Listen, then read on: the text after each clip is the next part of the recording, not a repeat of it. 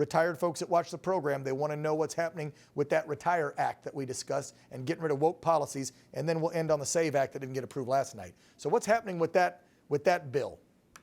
I believe. Let's see.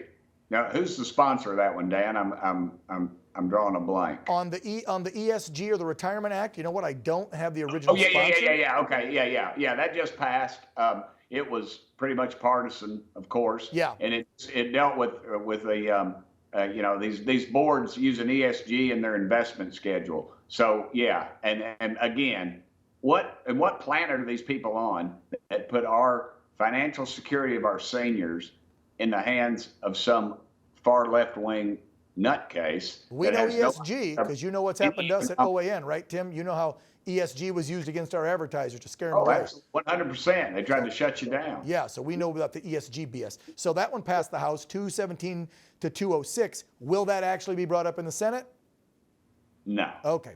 Let's end on the SAVE Act and the continuing resolution because that's the big one. So we're going to continue spending more money instead of going back to pre-COVID spending. We're going to keep spending the COVID spending, which is ridiculous. And I will commend you for saying shut the damn thing down. You, Boebert, Corey, the rest of them. But the SAVE Act is never probably going to be brought up in the Senate. They won't even bring it up, right?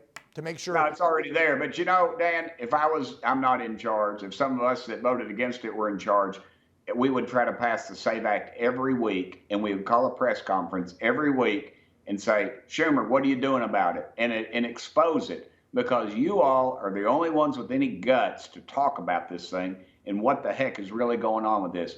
We passed it in July. It's sitting over there in the Senate. We're not going to embarrass Schumer anymore by this little attaching it to a CR. We should have just called a press conference down on the steps of the lawn and say, why are the Democrats, why do they want illegals to vote? Exactly. Because when you tie it to the continuing resolution like Johnson did, and I think he's a snake in the grass move for that little move, then you go, oh, look at these Republicans didn't want to keep the government open now. No, they want a clean CR with reduced spending, and you all want a clean SAVE Act to make sure only American citizens vote. I get what you did. I'm trying to explain it to our viewers. Hopefully they understand. It's more kicking the can down the road and allowing illegals to vote. So for the what, dozen or a couple, 14 of you that said no, good on you. Tim, I got to run. I know you do too. Thank you, sir. Appreciate you.